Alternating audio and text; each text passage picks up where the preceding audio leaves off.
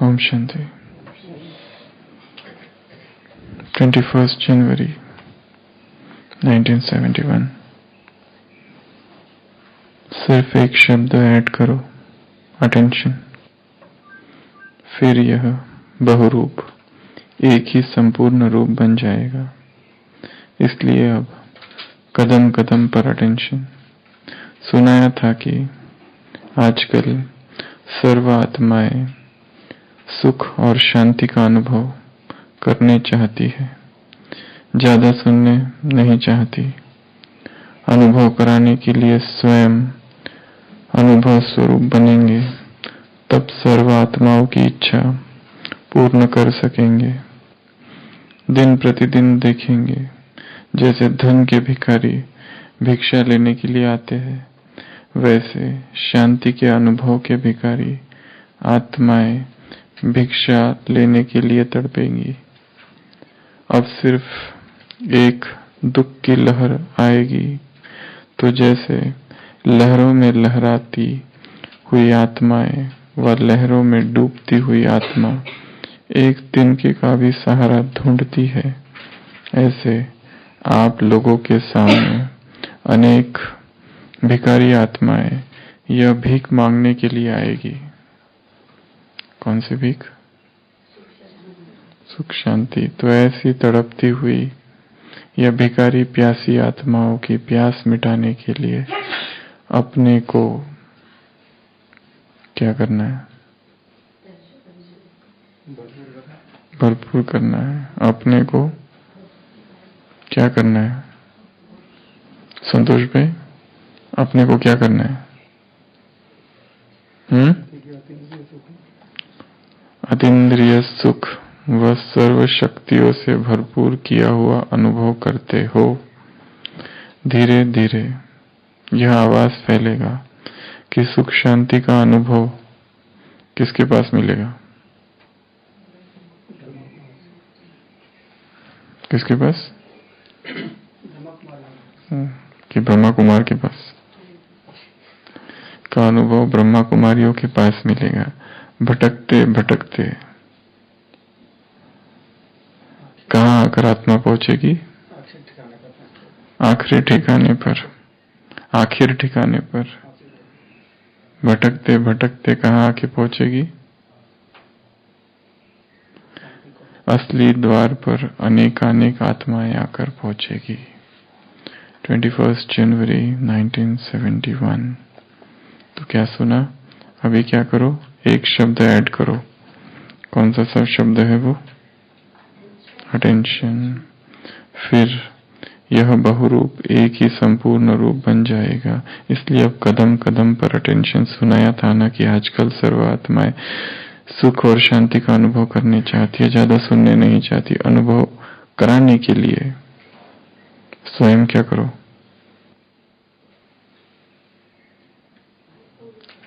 स्वयं अनुभव स्वरूप बनेंगे, तब सर्व आत्माओं की इच्छा पूर्ण कर सकेंगे। दिन प्रतिदिन देखेंगे, जैसे धन के भिखारी भिक्षा लेने के लिए आते हैं, वैसे शांति के अनुभव के भिखारी आत्माएं भिक्षा लेने के लिए तड़पेगी।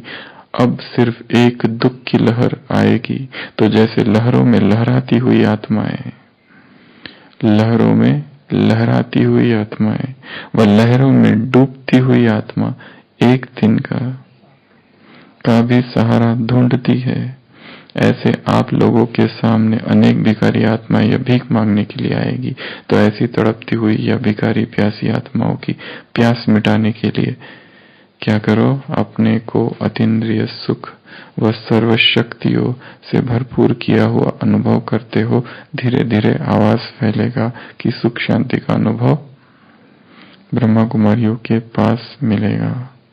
भटकते भटकते असली द्वार पर अनेकानेक आत्माएं आकर पहुंचेगी। तो कौन सा शब्द ऐड करो? अटेंशन। अटेंशन अर्थात अटेंशन मतलब एक्स्ट्रा ध्यान। अटेंशन अर्थात सावधान। अटेंशन अर्थात केयरफुल। अटेंशन अर्थात क्या? Focus, narrowing of consciousness is known as attention. हमारा जो ध्यान है उसको फोकस कर देना, नैरो कर देना, एक स्थान पर केंद्रित कर देना, केंद्रीभूत कर देना। ध्यान का केंद्रीकरण अर्थात अटेंशन, और अटेंशन अर्थात अवधान, अटेंशन अर्थात टेंशन फ्री, अटेंशन अर्थात एकाग्रता, कंसंट्रेशन। दृष्टिकोण, दृष्टिकोण का क्या?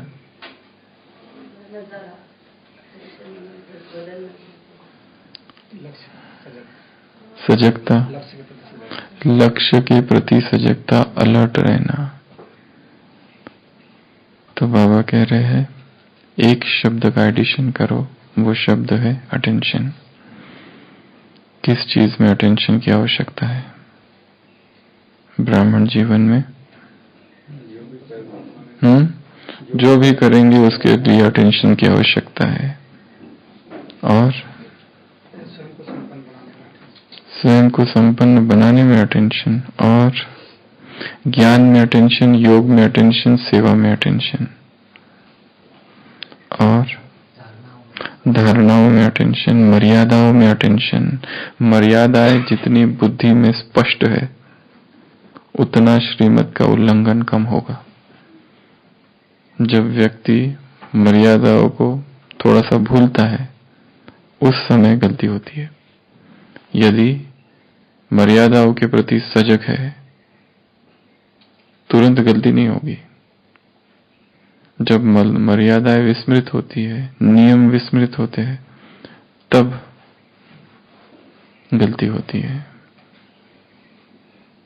और किसमें अटेंशन? ज्ञान, योग, धारणा, सेवा, किसमें अटेंशन?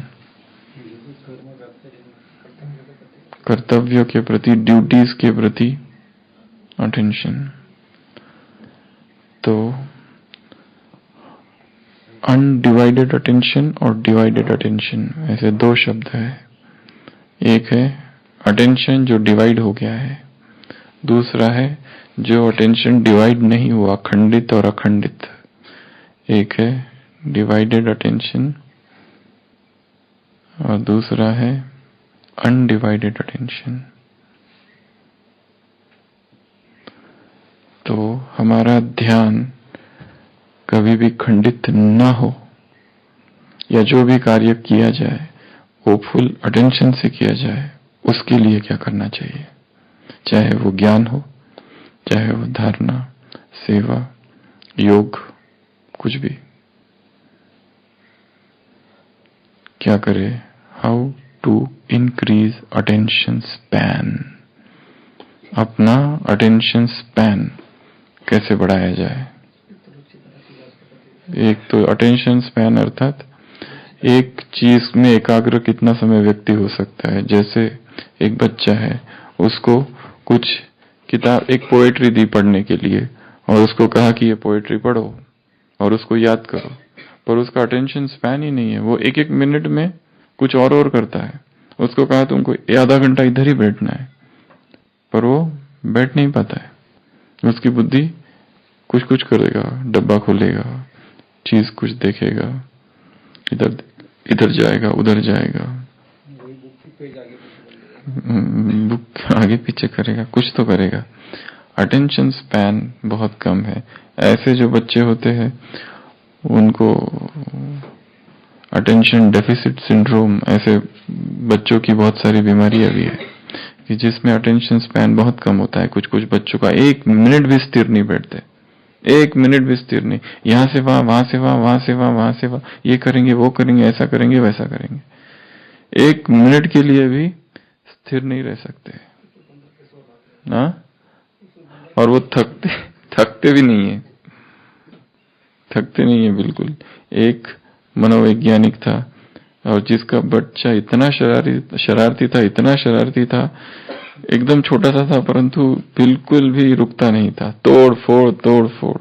तो उसने अखबार में इश्तिहार दिया था एक, कि वो एक एक्सपेरिमेंट करना चाहता था या देखना चाहता था कि ऐसा कोई व्यक्ति है संसार में जो वो सब चीजें करे जो मेरा बेटा करता है और न थके। तो एक बहुत बड़ा पहलवान था, वो आया, उसने कहा मैं तो ये सब कर सकता हूँ।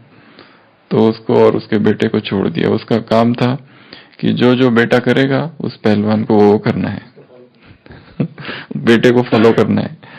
तो वो सुबह से लेके तो शाम तक का समय दिया गया, पर दोपहर तक ही पहलवान चारों खाने चित। वो बच्चा कभी इधर कूदता, कभी उधर कूदता, कभी इधर जाता, कभी उधर जाता, कभी खटिया के नीचे, कभी खटिया से बाहर, कभी यहाँ कूदता, कभी वहां कूदता, कभी बालकनी में जाता, कभी किचन में जाता, कभी चीजें पटक पटक के फेंकता। तो वो पहलवान भी सब कुछ करने लगा, पर दोपहर तक ही थक गया। इतना जबरदस्त स्टेमिना, एनर्जी। और ऐसे जो होते हैं उनका अटेंशन स्पैन बहुत कम होता है। पर तो अटेंशन स्पैन बढ़ जाए उसके लिए क्या किया जाए? एक 1920 में वाराणसी, काशी, बनारस के जो नरेश थे, उनका ऑपरेशन करना था अपेंडिक्स का। तो उन्होंने कहा ऑपरेशन करो, परंतु एनेस्थीसिया मैं नहीं लगाऊंगा, मुझे एनेस्थीसिया नहीं देना। डॉक्टरों ने समझा ऐसे कैसे हो सकता है, ऑपरेशन अपेंडिक्स का कोई छोटा ऑपरेशन नहीं है, चमड़ी काटी जाएगी, फिर अंदर का सबक्यूटेनियस टिश्यू और सब कुछ अंदर का काटा जाएगा, उसमें तो करना नामुमकिन है, असंभव है कि इतना बड़ा पेट का ऑपरेशन और बिना एनेस्थीसिया, बिना क्लोरोफॉर्म के। उस समय क्लोरोफॉर्म था। उसने कहा नहीं, और उसकी हालत और बिगड़ती जा रही थी, वो अपेंडिक्स खराब हो रहा था अंदर से। तो उसने कहा नहीं, बिना ऑपरेशन, बिना एनेस्थीसिया के ऑपरेशन करना है। तो लंदन से जो सर्जन आए थे, उसने ऑपरेशन किया था उनका। तो उसने कहा कि पर मुझे भगवत गीता हाथ में दे दो, भगवत गीता हाथ में दे दो। तो उन्होंने भगवत गीता ली और भगवत गीता पढ़ना चालू की, और उधर से उनको कहा ऑपरेशन चालू करो अपना। और वो होश में थे। उन्होंने कहा कि मुझे बेहोश नहीं करना, मैं बेहोश नहीं होना चाहता। और उन्होंने भगवत गीता, जो उनको पूरी याद थी, परंतु फिर भी पढ़ते गए, और 5 मिनट के बाद उसको छोड़ दिया और बस बैठे रहे। और वो ऑपरेशन 1.5 घंटा तक चला, जरा सी आवाज नहीं, जिंदा व्यक्ति को काटा जा रहा है। ऑपरेशन किया, निकाला सारा। उन्होंने कहा ये कैसे कर रहे हो आप, कैसे किया? उन्होंने कहा कि सारा ध्यान जैसे मैं यहां था ही नहीं, अपने अवधान को, अपने ध्यान को संपूर्ण आत्म केंद्रित कर दिया। मैं आत्मा हूं, नैनम छिंदंती शस्त्राणि नैनम दहती पावक, अग्नि मुझे जला नहीं सकती, वायु मुझे सुखा नहीं सकता, मैं वह चैतन्य आत्मा हूं।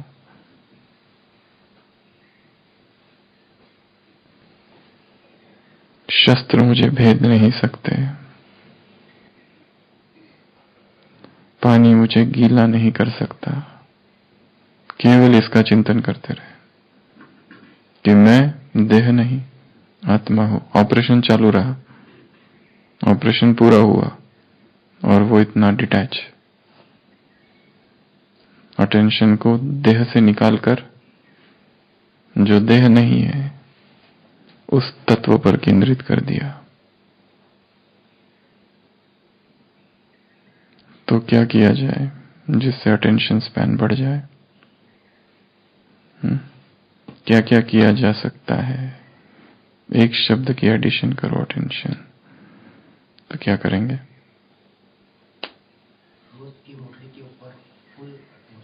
कैसे? वही ज्ञान, योग, धारणा, सेवा। अटेंशन के लिए हाँ, इंटरेस्ट क्या करना पड़ेगा? Create interest. अटेंशन को बढ़ाने के लिए क्रिएट इंटरेस्ट। जब तक जिस चीज में हमारा इंटरेस्ट ही नहीं है वहां अटेंशन कहां से होगा। छोटा सा बच्चा है, लड़का है, स्कूल में जाने वाला, मैथ्स की बुक्स उसके सामने रहती है, उसको नींद आती है, बिल्कुल पसंद नहीं है उसको। और वहीं पे जैसे क्रिकेट मैच या कार्टून शो टीवी पर होता है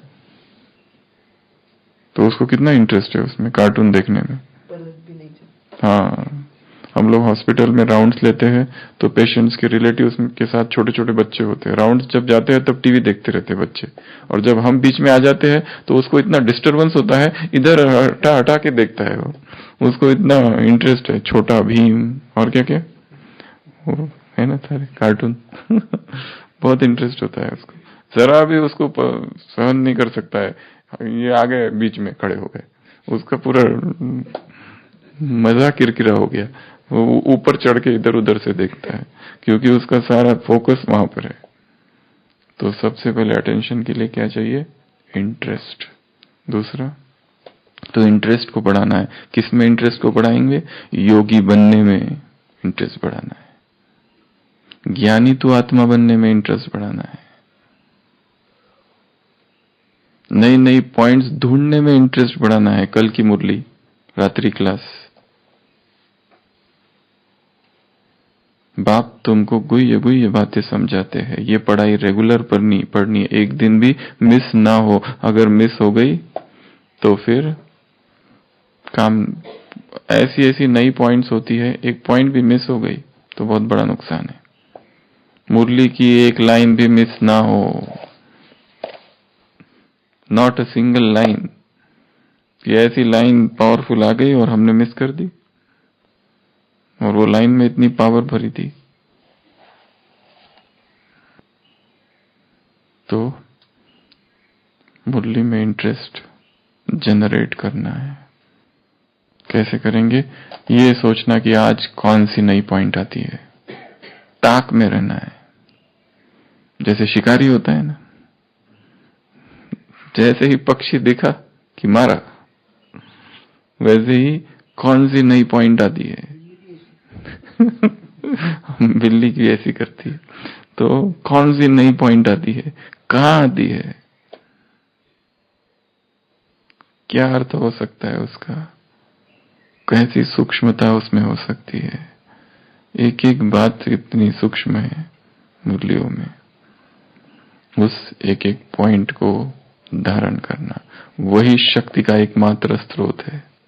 बाकी कोई शक्तिशाली हमको नहीं बना सकता, कितनी भी किसी से राय लो, किसी से बैठो, जीवन की समस्या एक एक घंटा बैठकर किसी को सुनाए, कोई कुछ नहीं करेगा, खुद से ही उत्तर निकलेगा। मुरली में ही उत्तर है, चिंतन की कमी है। तो इंटरेस्ट को बढ़ाना है। दूसरा अटेंशन स्पैन, अटेंशन अभी ये इतना पढ़ना है, इसमें ये पढ़ते पढ़ते अटेंशन चाहिए। ये अभी क्लास में बैठे हैं, इस क्लास में यहाँ पर मुरली में बैठे हुए अटेंशन यहाँ वहां न जाए, उसके लिए क्या करें। एक तो इंटरेस्ट बढ़ गया, दूसरा उसके महत्व को समझना, इंपॉर्टेंस, नो इट्स इंपॉर्टेंस। जितना योग का इंपॉर्टेंस हम समझेंगे, जितना ज्ञान का इंपॉर्टेंस हम समझेंगे, जितना यज्ञ सेवा का इंपॉर्टेंस हम समझेंगे, उतना ही सेवा में अटेंशन। एक अव्यक्त वाणी है जिसमें बाबा ने कहा है, जिसमें ऐसे वहां वाक्य है कि मुन्नी बहन जी ने बाबा के सामने फलों की थाली रखी और फिर बाबा के महावाक्य। बाबा ने कहा, विदेशी भी बैठे हुए हैं, कि ऐसे नहीं कि बनाया नहीं और बस बाबा को भोग लगा दिया, बस बाबा को भी चला रहे हैं। विधि जितनी होगी उतनी ही सिद्धि होगी। ऐसा नहीं हमको फल बनाना जान पर आ गया और इसके लिए फल है वही रख दिया बाबा के सामने और भोग लगा दिया। जहां विधि नहीं वहां सिद्धि भी कम। जितना विधि पूर्वक कर्म होगा उतनी ही सिद्धि होगी, जितना विधि पूर्वक होगा उतना ही एक्सलेंस होगा, श्रेष्ठता होगी। जितना ही एक्यूरेसी परफेक्शन होगा उतना ही उसमें सफलता होगी। Be ye perfect even as your father that art in heaven is perfect. Jesus कहता है बाइबल में, वैसे ही परफेक्ट बनो जैसे तुम्हारे पिता परफेक्ट है। तो उसके महत्व को समझना है, भोग के महत्व को समझना है, ब्रह्मा भोजन के महत्व को समझना है, यज्ञ की वस्तुओं के महत्व को समझना है, सेवा के महत्व को समझना है, मुरली और मुरली चिंतन के महत्व को समझना है। सुनना, पढ़ना, याद रखना। कल भी कहा ना बाबा ने, कोई कोई है जो याद रखते हैं, वो हाथ खड़े करो। कोई कोई है जो याद रखते हैं, अटेंशन एडिशन करते हैं, रहस्य बताते हैं, रसीले नमूने। कल था ना रात्रि क्लास में, कोई सीधा पढ़ लेते, कोई पढ़ते परंतु याद कुछ नहीं रहता है। पढ़ तो लिया मुरली, अब ये मत पूछो क्या है, थोड़ा थोड़ा हल्का फुल्का याद है। वही तो था, बाप आए पतित पावन बनाने। यही इसी तरह की कुछ बातें थी। तो रसीले नमूने, महत्व को जानना है। तीसरा, अटेंशन। कोई चीज जैसे मुरली सुन रहे हैं उस समय अटेंशन, एम। हाँ, और अटेंशन के लिए क्या किया जाए? मुरली सुन रहे और अटेंशन इधर उधर जा रहा है, क्या करे? स्वरूप बन के सुनना। और क्या करे? Eye contact. अटेंशन स्पैन बढ़ाने के लिए कहा जाता है आई कांटेक्ट। ये बताया जाता है भाषण, क्लास सुनते समय, मुरली सुनते समय जो व्यक्ति सामने बैठा है उसके साथ थोड़ा आई कांटेक्ट चाहिए। नहीं तो वो उधर सुना रहे, हम नीचे देख रहे, ऊपर देख रहे, इधर देख रहे। हम, एक है भाषण देने वाला, दूसरा है भाषण सुनने वाले। एक है वक्ता, एक है श्रोता। श्रोताओं के भी कुछ कर्तव्य है। लिसनिंग, वो किस तरह सुन रहा है तो ही अटेंशन स्पैन रहेगा। अगर आई कांटेक्ट है तो जितना ज्यादा आई कांटेक्ट उतना ज्यादा अटेंशन स्पैन रहेगा। ये सुनते समय। फिर अगला है डिक्रीज डिस्ट्रैक्शंस, कि जो कुछ डिस्टर्ब करने वाली चीजें हैं बीच बीच में अटेंशन करते समय। डिस्ट्रैक्शंस जो है, डिस्ट्रैक्शंस अर्थात जो बुद्धि को कहीं और खींच लेती है, वो जितने डिस्ट्रैक्शंस है उसको हटाना। जैसे मुरली पढ़ रहे हैं, बैठकर चिंतन करना है तो ये मोबाइल थोड़ा बाहर चाहिए, बाजू में चाहिए। नहीं तो इधर मुरली एक लाइन पढ़ी और इधर से एक व्हाट्सएप और इधर एक मैसेज और इधर भी कुछ कर रहे, इधर भी कुछ कर रहे, इधर भी कुछ कर रहे, इधर भी कुछ कर रहे। मल्टीटास्किंग जो है वो न करना, ये अवॉइडिंग डिस्ट्रैक्शंस में आता है। मल्टीपल टास्किंग और सिंगल टास्क। मल्टीपल टास्क में व्यक्ति करता तो है परंतु अटेंशन डिवाइडेड है वहां पर, मल्टीटास्किंग में। इसके लिए क्या चाहिए? जितने डिस्ट्रैक्शंस है, वो डिस्ट्रैक्शंस आवाज हो सकता है, जहां बहुत भीड़ है वहां से हट जाओ। अगर भीड़ है, बहुत आवाज है, आवाज से थोड़ा दूर चले जाओ। एकांत में जाना है, एकांत में बैठकर मुरली का मंथन अध्ययन करना। जैसे बाबा उदाहरण देते हैं पादरियों का, एकांत में क्या करते हैं? माला फेरते हैं। वैसे एकांत में आवाज बहुत ज्यादा है, गो अवे। आवाज डिस्ट्रैक्शन है। बहुत अधिक लाइट है, वो भी डिस्ट्रैक्शन हो सकता है कभी कभी। बहुत अधिक साउंड, वॉइस, पोल्यूशन, या फिर साधन सारे, फोन बज रहा है 5-5 मिनट में, वहां आप अटेंशन इतना नहीं दे सकते। तो जितने डिस्ट्रैक्शंस है, जितने ध्यान को खींचने वाली चीजें हैं, उन सबको दूर करना, कम कर देना। और डिस्ट्रैक्शंस कौन कौन से हैं? व्यक्ति आके कोई डिस्टर्ब कर रहा है, वो भी डिस्ट्रैक्शन हो सकता है। कुछ भी डिस्ट्रैक्शन हो सकता है। वो सभी डिस्ट्रैक्शन से दूर जाना। और अटेंशन बढ़ाने के लिए क्या करेंगे? हो गया महत्व, इम्पोर्टेंस। अटेंशन के लिए क्या करेंगे? फिर यहाँ कुछ और बातें बताई जाती है, जैसे कि एक्सरसाइज। जो लोग एक्सरसाइज करते हैं उनका अटेंशन अच्छा होता है। जो बिल्कुल भी एक्सरसाइज नहीं करते उनका अटेंशन कम होता है। जो वॉकिंग करते हैं, जॉगिंग करते हैं डेली 30 मिनट्स कम से कम, उनमें फुर्ती होती है एक। क्योंकि जॉगिंग करने से, वॉकिंग करने से, रनिंग करने से, एक्सरसाइज करने से कुछ हार्मोन्स क्रिएट होते हैं, हैप्पीनेस हार्मोन्स, कुछ न्यूरोट्रांसमीटर्स ब्रेन से निकलते हैं जो कि अच्छी फीलिंग की अनुभूति कराते हैं। नहीं तो क्लास में बैठे नींद, मुरली में बैठे नींद, योग में बैठे नींद, योग में बैठे परंतु ऐसी आंखें बंद है, कंटिन्यूअस बंद। क्या अनुभव हो रहा है? कुछ भी नहीं। चाहे प्राणायाम, चाहे आसन, कुछ भी, ये अटेंशन के लिए बहुत जरूरी है। उसके बाद है food, healthy diet, light diet. ऐसा भोजन जो सम्यक आहार है, जो अति निद्रा को ना लाए, प्रमाद को ना लाए, लेजीनेस को ना लाए, एक्साइटमेंट भी ना करे बहुत ज्यादा, उत्तेजना ना लाए, वह जो आहार है वो सम्यक आहार है। ऐसा हेल्दी डाइट से अटेंशन होगा। टू स्पाइसी, जिसमें बहुत सारे मसाले और बहुत स्पाइसेस है और बहुत तीखा है, वहां अटेंशन स्पैन कम हो जाता है। फूड, एक्सरसाइज, उसके बाद है स्लीप। अगर स्लीप ही पर्याप्त नहीं है तो अमृत वेला नींद आएगी, क्लास में नींद आएगी, या नींद ही अच्छी नींद नहीं है, टूटी टूटी नींद है, सुबह उठने के बाद में फ्रेश नहीं लगता है। नींद तो की है परंतु नींद के लिए तो चले गए 10 बजे, पर 12 बजे तक नींद ही नहीं आती है। करवटें बदलते रहते हैं, इधर से उधर, उधर से उधर। नींद मैनेजमेंट बहुत बड़ी चीज है। क्यों? क्या इतना ये ज्ञान है इतने सालों का, उस ज्ञान ने नींद को ठीक क्यों नहीं बनाया? कुछ तो कारण होगा। आनंद महात्मा बुद्ध से पूछता है कि आपको मैं देखता हूं रात भर आप बस जैसे सोते हो एक करवट पर, वैसे ही पूरी रात वैसे ही हो जाते हो, सोते हो।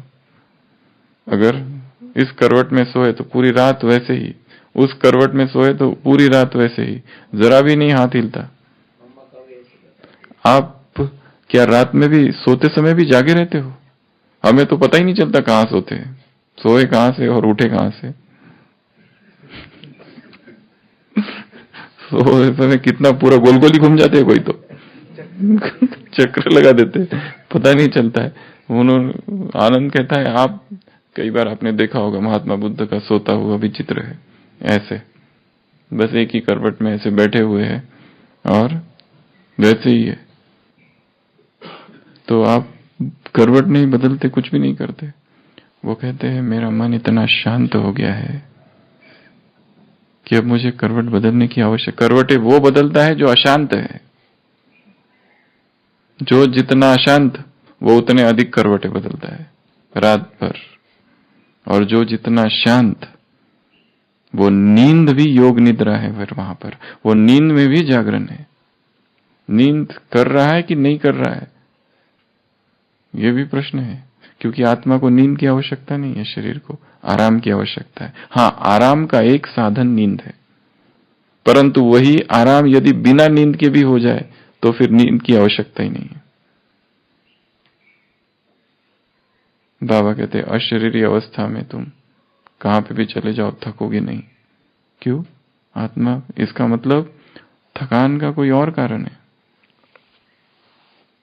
अशरीरी अवस्था में यहां से नीचे तक चले जाओ तो थकोगे नहीं, और देहभान की अवस्था में यहां से नीचे तक चले जाओ तो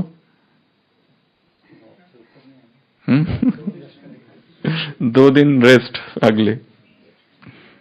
परंतु अशरीरी अवस्था में कुछ भी करो, कितनी भी सीढ़ियां चढ़ लो, बाबा कहते हैं तुम थकोगे नहीं। तो ये 3 चीजें हैं, एक्सरसाइज, डाइट और स्लीप।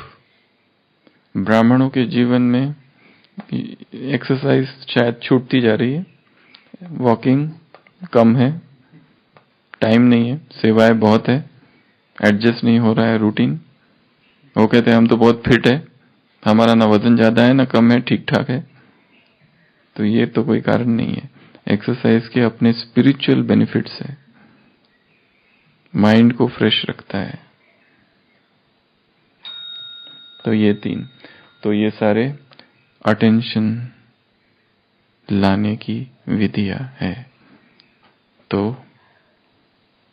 इंटरेस्ट क्रिएट करना है, उसके महत्व को जानना है। आई कांटेक्ट एक, क्योंकि सबसे ज्यादा अटेंशन हमको चाहिए सुनने में, हम क्या सुन रहे हैं। डिस्ट्रैक्शंस जो भी है, disturbance, digital distractions, digital disturbances, वो सारे थोड़े समय के लिए तो दूर चाहिए। नहीं तो जैसे किसी को कहा गया ये मुरली पढ़नी है और इस पर बोलना है, इतना पैराग्राफ है, टाइम दिया गया 1 दिन, हम कैसे उसको पढ़ते हैं?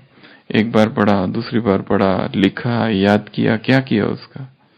अगर अटेंशन बहुत ज्यादा है, एकाग्रता बहुत ज्यादा है, तो ये पढ़ते समय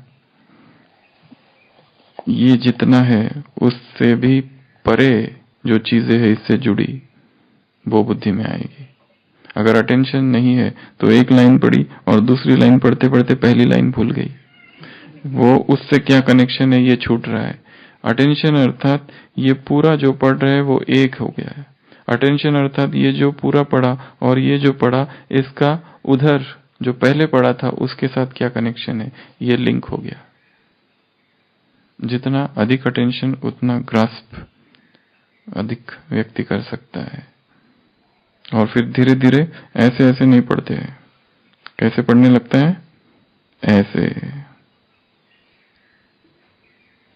ऐसे, एक है ऐसे ऐसे पढ़ना, ये पढ़ा, ये पढ़ा, ये पढ़ा, फिर धीरे धीरे पढ़ना होगा ऐसे, फिर उल्टा, फिर ऐसे ऐसे,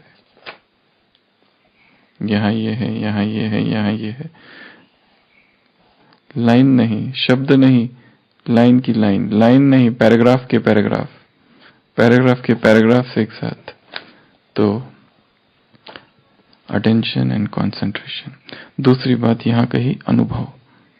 पहले खुद अनुभव करो और फिर ही क्या करा सकते हो, दूसरों को अनुभव करा सकते हो। जिसने खुद अनुभव नहीं किया शांति और सुख का, तो ये जो भिखारी सामने आएंगे उनको कैसे अनुभव कराएंगे? हमारी दुकान है सुख और शांति की, और दुकान में स्टॉक ही नहीं है, और ग्राहक आ जाए तो क्या देंगे उसको? बाजू वाले को रेफर करना पड़ेगा।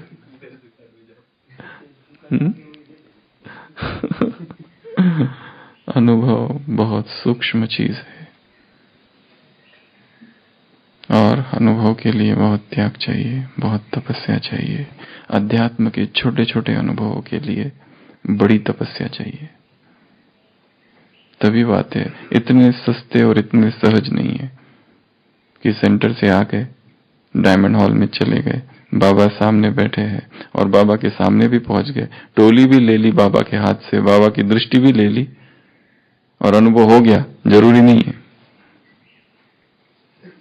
अनुभव हो सकता है बहुत पीछे वाले को, कोई माता बैठी है उसको हो रहा है, और सामने वाले को कुछ भी नहीं हो रहा है, क्योंकि सामने वालों के लिए शायद हो सकता है वो कारोबार है, और किसी के लिए परमात्मा मिलन का अवसर है, अनुभव वहां होगा। तो अनुभव बहुत सूक्ष्म चीज है, इतना सहज वो नहीं आता।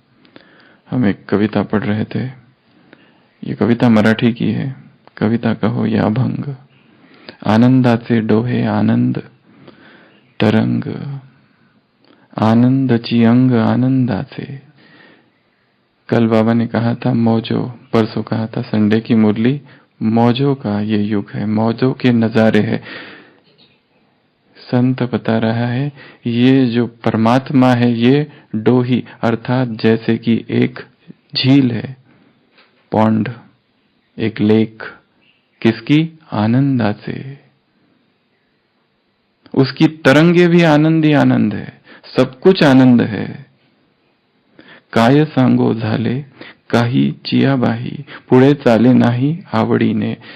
ऐसी अवस्था आई है कि अब आगे नहीं चला जाता संसार से वैराग।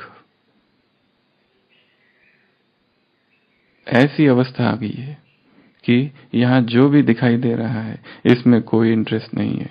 भोजन भवन भलो नहीं लागे, मेरा सी अवस्था, कुछ भी अच्छा नहीं लगता यहाँ का। तो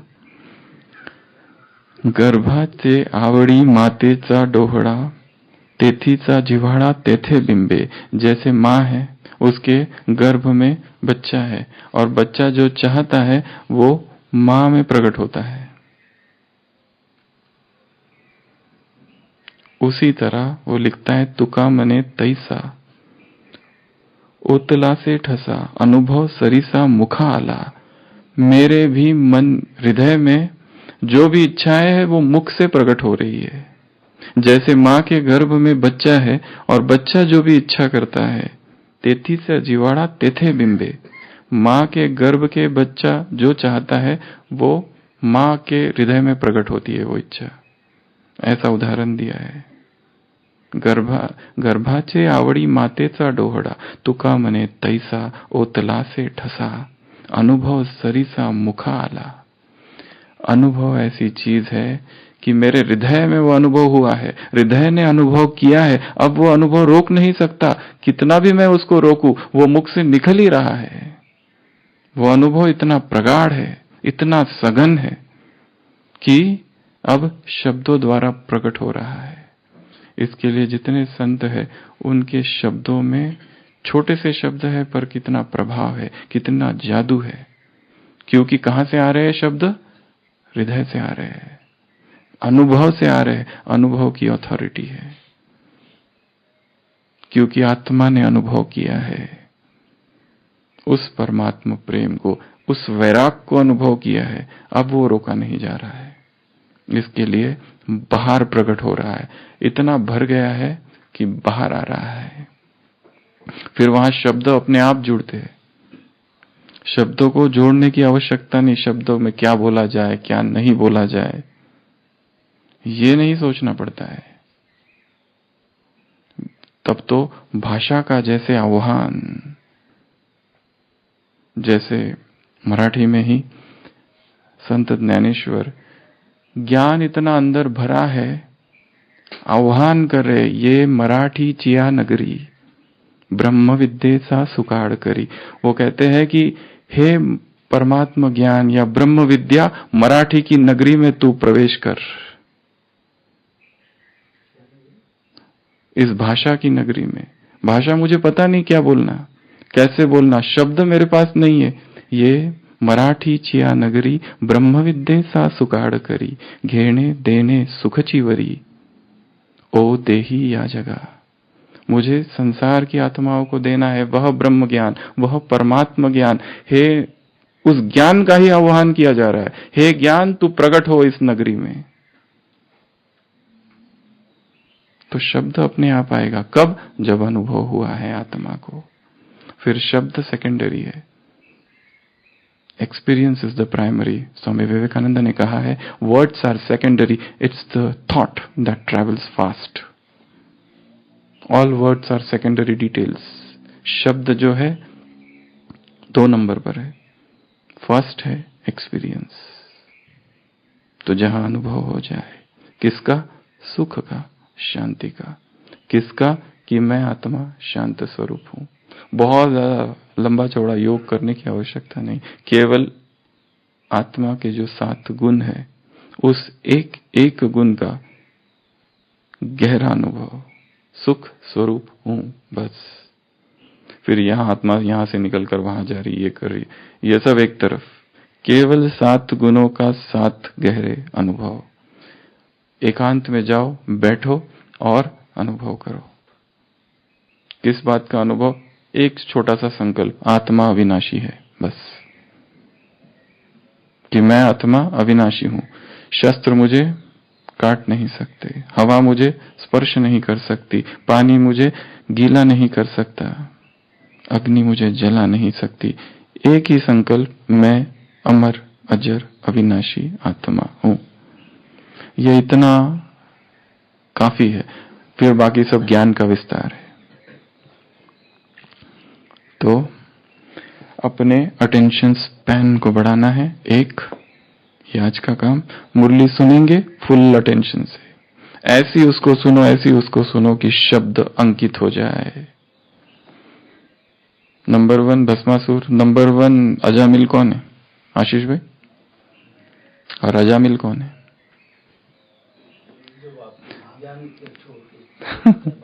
जो बाप को याद नहीं करते, जो बाप को फरकती देते हैं, वो अजामिल बन जाते हैं।